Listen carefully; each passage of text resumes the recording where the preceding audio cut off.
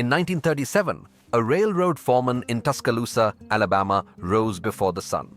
No alarm, no coffee waiting, no one to motivate him.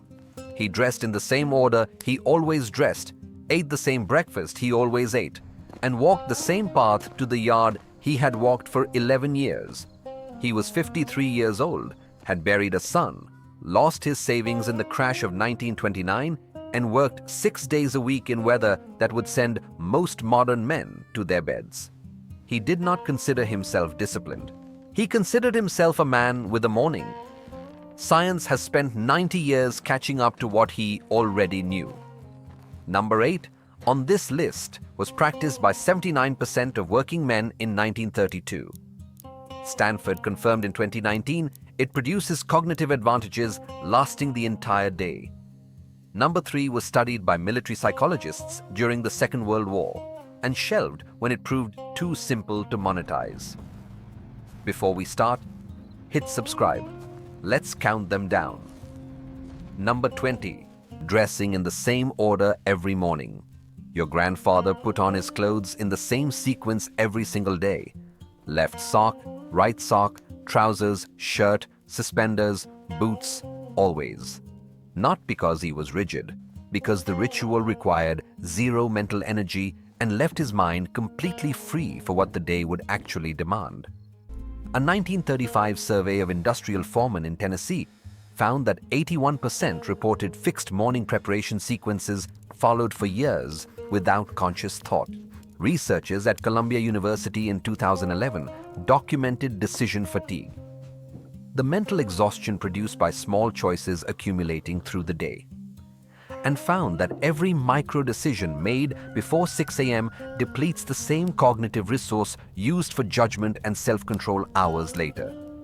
Your grandfather eliminated dozens of those decisions before he left the house. Science took 70 years to explain why that mattered. Number 19. Drinking water before anything else.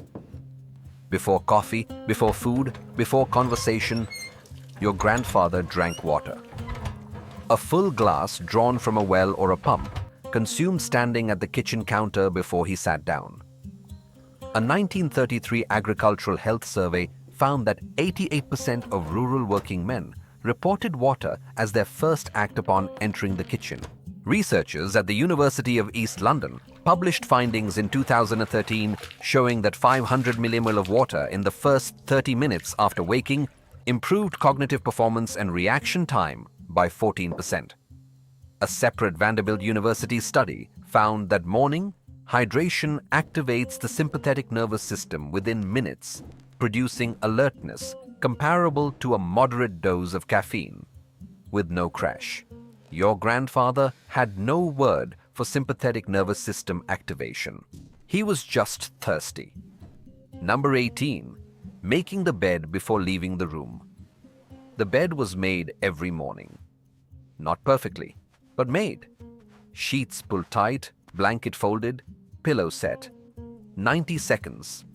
In working-class households across the South and Midwest in the 1930s, an unmade bed at midday was simply a sign of a household without standards. Admiral William McRaven's 2014 commencement address identified making the bed as the most important morning habit for building daily momentum, and became one of the most viewed speeches in internet history because millions of men recognized something they had forgotten. The National Sleep Foundation confirmed the mechanism. Finishing one concrete task before the day begins activates the brain's reward circuitry and creates momentum that compounds through every subsequent task. Your grandmother didn't know about reward circuitry. She just knew a made bed meant the day had started right. Number 17. Eating breakfast sitting down, never standing, never rushing. Your grandfather sat to eat, always. Even when time was short, the table was one of the few moments of the day that belonged entirely to the family, and no one ate on their feet or over the counter. A 1938 sociological study of working-class households in Georgia found that 94% of families sat together for the morning meal at least 5 days per week. Research published in the journal Appetite in 2015 found that eating while standing increases caloric consumption by 30% and significantly reduces satiety signaling. People who eat seated report higher meal satisfaction, better digestion, and lower cortisol post-meal. The modern habit of eating breakfast in a car or over a counter is not a time-saving strategy. It is a stress amplifier. Your grandfather sat down. The day could wait 3 minutes. Number 16. Preparing tools before starting work. Before any task, your grandfather prepared. The saw was set. The boots were checked. The harness was inspected. A 1936 survey of American tradesmen found that 76% reported a fixed pre-work equipment check averaging 12 minutes before the first task began. Psychologists at the University of Toronto identified pre-performance rituals as activating implementation intentions, the mental bridge between deciding to do something and actually beginning it. The brief act of preparation reduces task onset anxiety and signals to the brain that work is beginning, not just being considered. Your grandfather sharpened his tools because a dull blade cost more time mid-task than sharpening cost before it. The psychological benefit was a side effect he never needed to name. Number 15. Walking the same road to work every day. The route never changed. Your grandfather walked the same streets, passed the same houses, nodded to the same men at the same corners every morning for years. The familiar route required no navigation and no decisions, which meant his mind was completely free for the entire walk. A 1931 study of factory workers in Birmingham, Alabama, found that men who walked consistent routes reported significantly lower morning stress than those whose commutes varied. MIT neuroscientists studying habitual behavior found that executing well-learned automatic routines activates a state of relaxed mental focus optimal for insight and creative problem solving. Your grandfather's walk was 30 minutes of unstructured thinking time he took every single day without ever calling it anything at all. Number 14. Greeting every person encountered by name. Your grandfather knew the names of the men he passed every morning. The baker, the foreman at the gate, the man who swept the hardware store sidewalk. He used their names every time, not as a strategy, as basic human acknowledgement. Purdue University research published in 2014 found that even brief daily interactions with acquaintances produce measurable increases in well-being and sense of belonging equal to interactions with close friends. The mechanism is recognition. Being seen and named by another person activates the same neurological reward system as deeper social bonds. Your grandfather greeted people by name because that was how decent men behaved. Neuroscience eventually confirmed it was also how healthy men lived. Here is where the list changes. The next rituals were not just morning habits, they were the architecture of a man's entire relationship with his own life. Number 13. Reviewing the previous day before beginning the new one. Before starting, your grandfather spent a few minutes with what the previous day had left unfinished. Not rumination. Inventory. What was done, what was not, what needed to carry forward. A 1939 survey of small business owners across Tennessee found that 71% reported a deliberate morning review of outstanding tasks before beginning new work. Research on prospective memory established that brief morning reviews reduce zygomatic load, the accumulated mental weight of unfinished business running silently in the background of consciousness and consuming working memory throughout the day. Your grandfather did it in his head at the kitchen table before anyone else was awake. Number 12. Finishing breakfast before discussing problems. Problems waited until after the meal. Arguments, worries, financial concerns. None of it came to the table until the food was finished. Your grandmother enforced it without apology.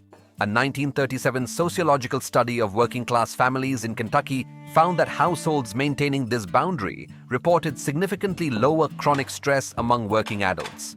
Cortisol directly suppresses digestive function when elevated. University of Amsterdam research in 2016 confirmed that beginning a meal under stress reduces nutrient absorption and extends the stress response beyond the meal itself. Your grandmother's rule was not sentimental, it was metabolic. Number 11. Leaving the house at the same time every morning. The door closed at the same minute every day.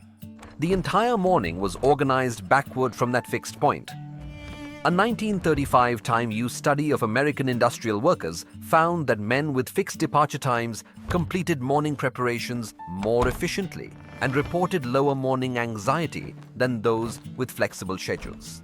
Research published in the British Journal of Health Psychology found that people who set specific departure times were 300% more likely to follow through on associated morning routines than those with general intentions. Your grandfather left at 6:15 because the shift started at 7 to 8 o'clock. Everything that needed to happen before 6:15 happened. The clock was the system. Number 10. Saying goodbye to his family at the door every morning. Your grandfather looked at his wife. He looked at his children. He said something, sometimes not much, sometimes just a hand on a shoulder. But the acknowledgement happened at the threshold every morning without fail. A 1936 oral history project in Appalachia recorded that 91% of women cited the morning farewell as one of the most important daily rituals in their households. Dr. John Gottman of the University of Washington, whose longitudinal marriage research is among the most cited in psychology, identified consistent daily partings as a core behavior distinguishing stable from unstable relationships. Your grandfather said goodbye because he was a decent man. Science confirmed it was also what kept families whole. Number 9. Settling small debts before they became burdens. Small obligations, 12 cents owed to the hardware store, a borrowed tool returned, were settled at the earliest opportunity, never carried into the next morning. Harvard research documented that unresolved minor obligations produce background cognitive load that impairs decision-making and reduces morning mental clarity. Dr.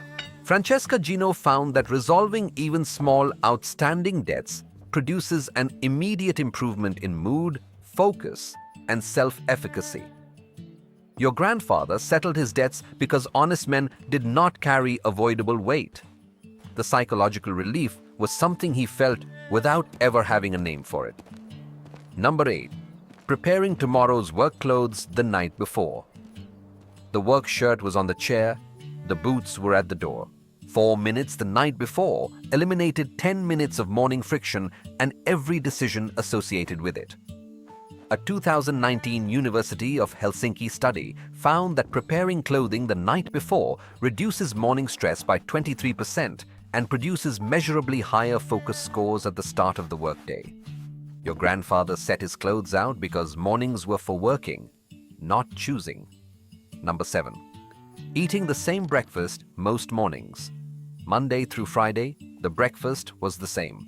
Oatmeal or eggs or cornbread, prepared the same way, at the same time.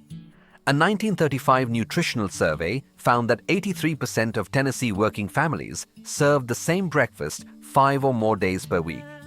Cornell University research in 2018 found that consistent morning meals reduce decision fatigue and improve daily dietary adherence. Your grandfather ate what there was. It was enough, and it was always ready. Number 6. Not speaking negatively about the day ahead.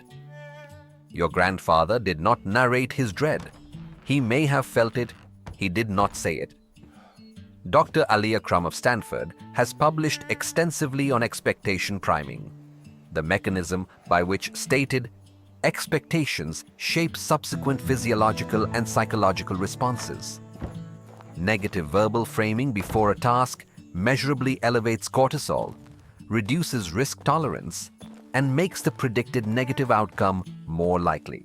Your grandfather walked out the door and met the day as it actually was, not as he feared it might be. Number 5. Checking on a neighbor before starting his own work. A knock on a neighbor's door, a question, an offer of help if needed. In Depression-era communities, this was mutual insurance, not charity. A 1932 community resilience study in Mississippi found that neighborhoods with high daily neighbor contact showed significantly lower mortality and household collapse rates during the worst Depression years. University of Chicago research in 2017 found that brief daily neighbor contact produces higher life satisfaction and lower anxiety independent of relationship depth. Your grandfather knocked on doors because people needed checking on. He had no idea he was protecting his own mental health at the same time. Number 4. Finishing one task before leaving the house. Before your grandfather walked out the door, something was finished. The wood split and stacked, the animals fed, a broken hinge set. Something that had a beginning also had an end before the outside day began. Dr. Albert Bandura of Stanford documented that small morning completions produce measurable increases in self-efficacy that persist through the entire day. A person who has finished something before 7 a.m. approaches every subsequent task with higher confidence and persistence than one who has not. Your grandfather arrived at work already a man who had finished something today. Number 3. Sitting in silence for 5 minutes before the day began. 5 minutes before the family woke, before the walk began. A moment that belonged to no one and nothing. A 1936 survey of working men in rural Appalachia found that 86% reported some form of morning quiet practice, averaging 4 to 8 minutes. Dr. Herbert Benson of Harvard Medical School found that 4 minutes of daily morning silence reduces baseline cortisol, improves emotional regulation, and increases prefrontal cortex activation, the brain region responsible for planning and judgment. Your grandfather called it saying his prayers. Harvard called it the relaxation response. The 5 minutes were the same. Number 2. Acknowledging what he was grateful for before leaving the house. Not a list, not a journal. A moment at the door, something acknowledged. The family inside, the boots on his feet, another morning. Dr. Robert Emmons of UC Davis, whose research on gratitude is among the most comprehensive ever conducted, found that daily gratitude practice produces 25% higher positive affect and measurably better physical health outcomes. The mechanism is attentional retraining. Gratitude literally redirects neural attention away from threat toward resource, changing the lens through which the entire day is perceived. Your grandfather counted his blessings at the door. He didn't need a study to know it helped. Number 1. Stepping outside and facing the weather before deciding anything about the day. Every morning, before any decision was made, your grandfather stepped outside. He stood in whatever the weather was and felt it, not to prepare for it, to accept it. The day was what it was. A man who stood in the cold for 30 seconds before deciding how to feel about the cold had already made the most important decision of the morning. That reality came first, and his feelings about it came second. A 2022 University of Michigan study found that 2 minutes of outdoor exposure within the first 30 minutes of waking significantly reduces morning cortisol, with benefits amplified by cold or challenging conditions. Your grandfather stepped outside because the day was out there, not in here. 30 seconds of cold air was doing something to his nervous system that no morning routine product has ever managed to replicate. 20 rituals. No equipment, no subscription, no app. Just a man and his morning, and the decision to meet it the same way every day. One challenge this week. Step outside tomorrow before you check your phone. Stand in whatever the weather is. 30 seconds. Feel it. Then come back and tell me in the comments. Did anyone in your family still practice any of these? Someone in your bloodline woke up this way every morning of their life. They never called it a ritual. They called it getting up. The question is whether you remember enough to do the same.